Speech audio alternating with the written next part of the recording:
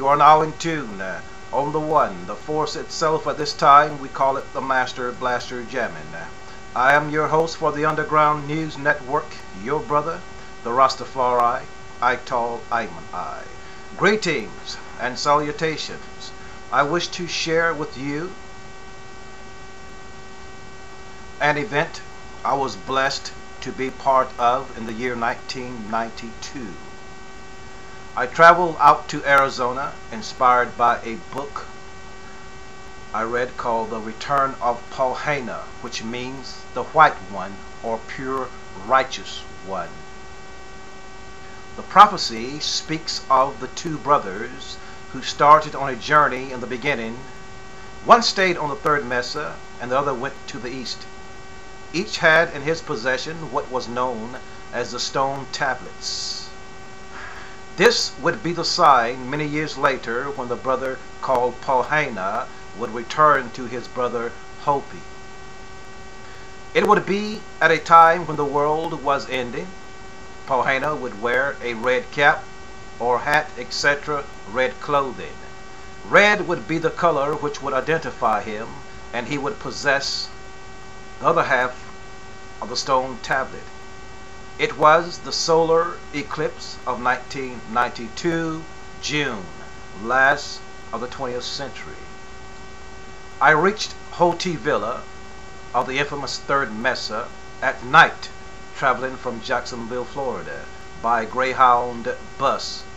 We reached Flagstaff, left bus station where we caught a taxi to rent a U-Haul to travel to Hopi Land. To our chagrin, we were gifted a U-Haul. Can you imagine that? A sign that the Great Spirit was guiding us. There's a natural mystic flowing in the air of Arizona. Like a thief in the night, we reached Hopi Villa, where we found many families around the table for their evening meal. The Rastaman knocked on door after door, asking of ones who kept to the old ways, and found none who knew the prophecy of Pohaina. Until we met a young Hopi male at night, we talked of our mission and the return of Pohaina. The young man explained that many of them have lost the old ways, and he said there would be a man that lived in Kyohotsmovi called Old Thomas. He could help me, for he was a keeper of the old ways. So we traveled along the way, stopping at the post office to sleep for the night in our rented U-Haul, as we were instructed by the young Hopi male, telling us of the danger of traveling the long winding cliffs at night. And all along the way, in the dark night, we were followed by someone. Upon the dawn, we reached the kiva of one we sought. Reaching the door knocking, a woman came out, the wife of Thomas Banyacya. We spoke to her of our mission. She told us to have a seat around a stone table. She went into her dwelling,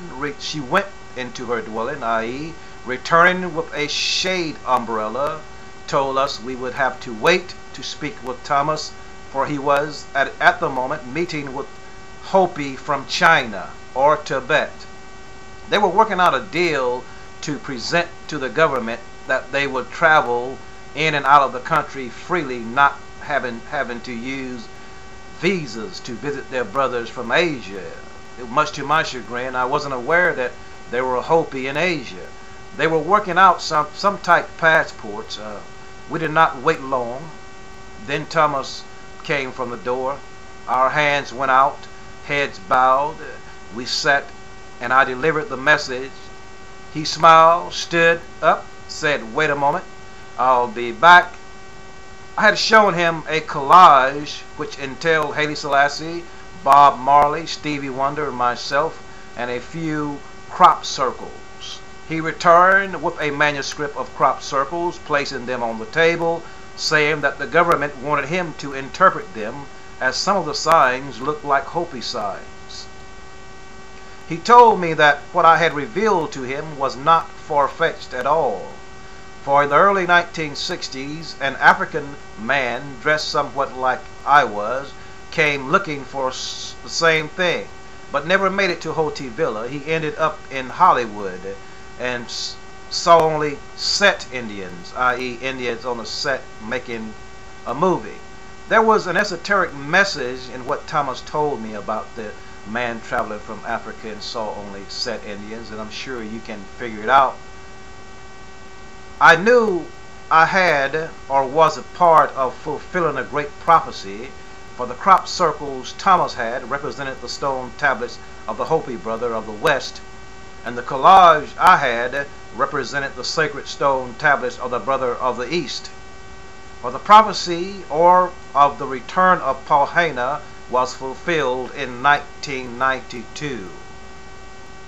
For 6 months later, Thomas Banyacya faced the United Nations as the last living Hopi elder who was given the Hopi prophecy by the Council to deliver to the United Nations when the time was right.